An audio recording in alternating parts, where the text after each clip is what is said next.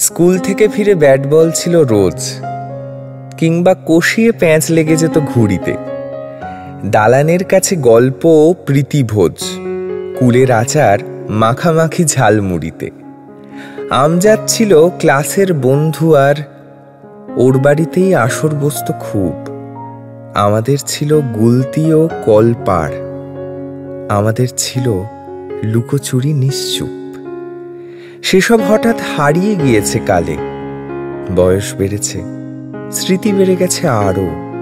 এখন দেখি এই পৃথিবীর জঞ্জালে ধর্মের নামে ভেদাভেদ কত গাঢ়। যদি ফিরে পাই ছেলেবেলা আজ ফের, যদি ফিরে পাই চেনা খুনসুটি হাসি, ঠিক হেরে যাবে ভাগাভাগি ক্ষণিকের। আমি আমজাদ একসাথে পাশাপাশি।